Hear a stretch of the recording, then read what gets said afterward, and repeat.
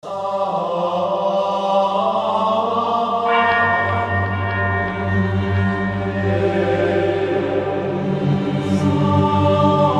menudo en los medios de comunicación, salen noticias mostrando niños que pueden volver a andar después de acudir a un sanador, vírgenes que lloran sangre, un cura que puede curar cualquier enfermedad, documentales sobre milagros.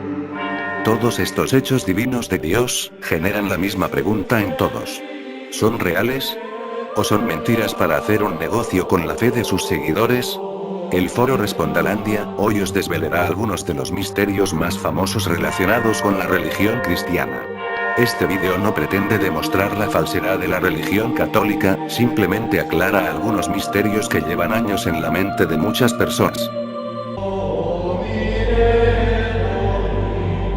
De vírgenes que lloran lágrimas de sangre, fotografías de santos humedecidas con aceites extraños, figuras hindúes bebiendo ofrendas de sus creyentes, son las típicas noticias que impactan al mundo, cuando ocurre un milagro divino.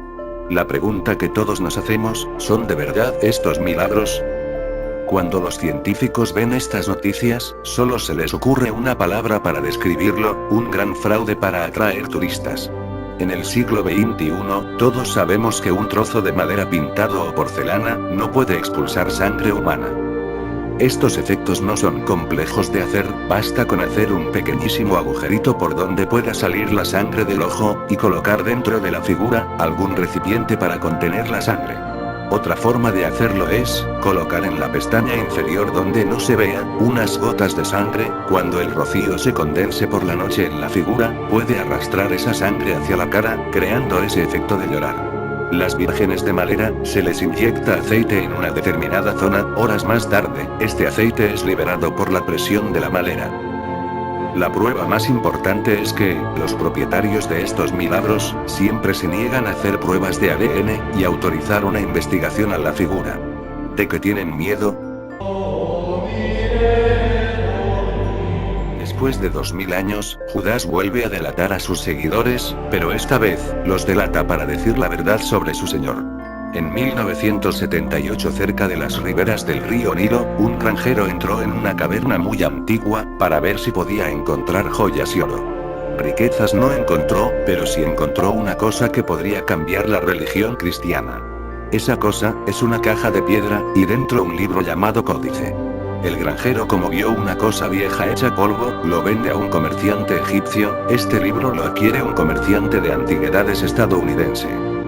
Finalmente en el año 2002 lo adquiere Matthews Foundation, y se lo entrega a los investigadores de National Geographic, para restaurarlo.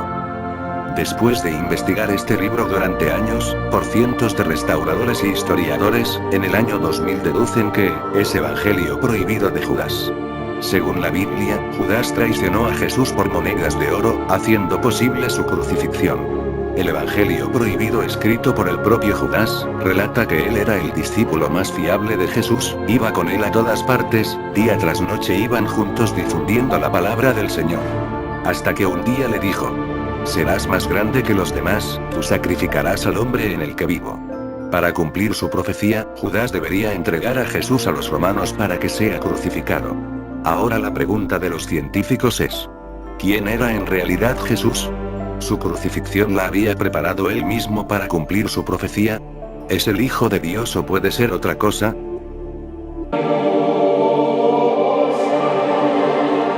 Después de morir Jesús crucificado en la cruz, le bajaron, le envolvieron en una tela de lino y llevaron a una tumba. Después de 3 días, resucita de entre los muertos. Lo único que quedó de él, es la tela de lino donde se imprimió su imagen del cuerpo y cara. La Iglesia Católica asegura que esta tela, la tienen ahora mismo, en la Catedral de San Juan Bautista, Italia. Durante los últimos 50 años, la Iglesia Católica, científicos y creyentes, se preguntan si es la auténtica tela que envolvió a Jesús o es una copia. En 1988, los científicos decidieron averiguar la auténtica verdad. Enviaron un trozo de tela a laboratorios en Estados Unidos, Reino Unido y Suiza, para hacerle una prueba de carbono 14. Para la gran sorpresa de todos, las pruebas revelaron que la tela es del siglo XIII aproximadamente, es una falsificación realizada con técnicas propias del siglo, además las manchas supuestamente de sangre son pinturas y no sangre. Este caso se silenció por completo. Recientemente unos científicos italianos, por encargo del Vaticano, decidieron reabrir la investigación y descubrieron que el trozo de tela que se analizó en 1988 pudo ser contaminado durante los 2000 años expuesto al ambiente. En el siglo XIII no había rayos ultravioletas tan potentes para imprimir una figura humana en un trozo de tela, y en el siglo XIV-XV la tela pudo ser restaurada, por eso dio esa fecha. Pero la historia todavía no acaba aquí. Roger Sparks, experto en espectrometría de radiocarbono, asegura que es imposible que pasen esas cosas, porque la contaminación de partículas sobre el material debería ser el doble que la cantidad del lino, y en 1988 no fue así. En 2009 un profesor de Pavía reprodució la imagen de un hombre en una tela utilizando técnicas conocidas en el siglo XIII. Entonces os preguntaréis, ¿es real o no real? En un 95% para los científicos, es falsa, pero la iglesia, creyentes y la prensa, insisten en que sea verdadera. Si te ha gustado, dale un pulgar arriba, nos ayudas a seguir creando estas obras. Ahora, si tienes alguna pregunta relacionada con problemas de pareja, en el matrimonio, educación de hijos, ayuda con los deberes del colegio, preguntas sobre deportes, dietética, asesoría jurídica, belleza y cualquier pregunta que tengas, la puedes resolver en Respondaland.